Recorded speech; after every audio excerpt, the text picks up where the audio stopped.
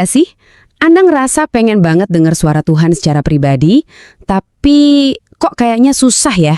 Di tengah semua kesibukan, rasanya bingung harus mulai dari mana.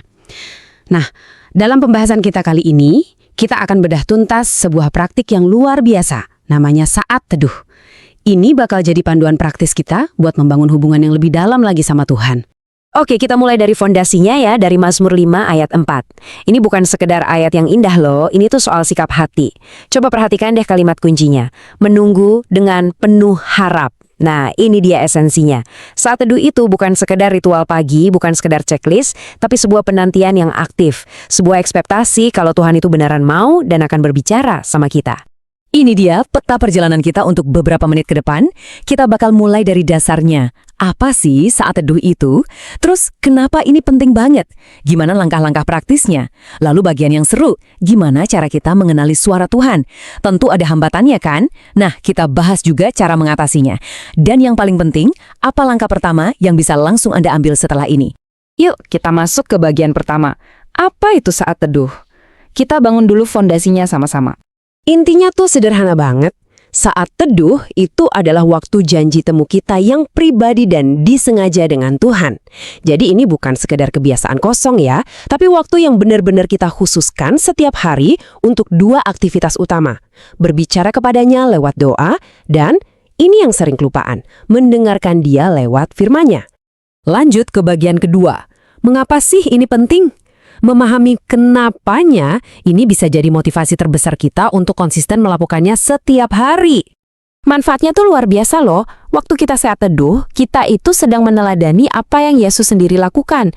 Kita juga merespons kerinduan Tuhan yang sebetulnya pengen banget terkoneksi sama kita. Nah, secara praktis, ini tuh kayak kita lagi nge-charge baterai rohani kita, mengisi bejana kita yang kosong, menguatkan batin kita, dan akhirnya kita dapat kekuatan baru buat ngadepin apapun tantangan hari itu.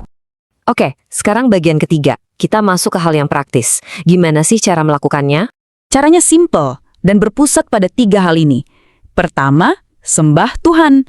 Bisa lewat lagu, bisa lewat pujian dari hati. Kedua, berdoa. Bukan cuma buat diri sendiri, tapi juga buat orang lain. Nah, yang ketiga ini kuncinya. Baca dan renungkan firman-Nya. Bukan cuma baca sekilas ya, tapi direnungkan sampai kita menerima yang namanya rema. Rema itu apa? Itu loh, momen ketika sebuah ayat tiba-tiba terasa hidup. Seolah-olah melompat dari Alkitab dan berbicara langsung ke situasi kita. Bagian 4. Inilah tujuan utama dari saat teduh. Belajar mengenali suara Tuhan. Belajar untuk mendengarkan.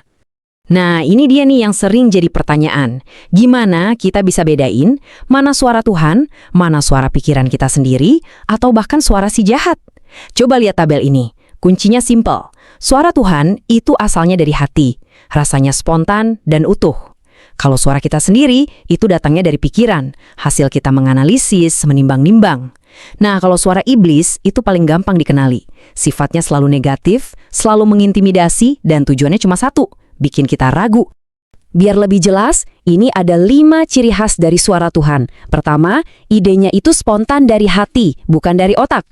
Kedua, rasanya tuh segar, bukan hasil kita mikir keras. Ketiga, sifatnya itu lembut banget dan ringan, makanya gampang kelewat kalau kita nggak tenang.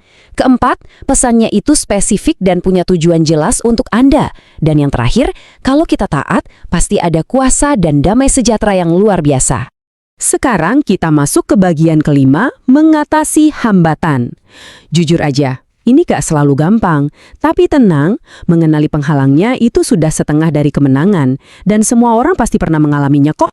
Dan inilah salah satu penghalang utamanya.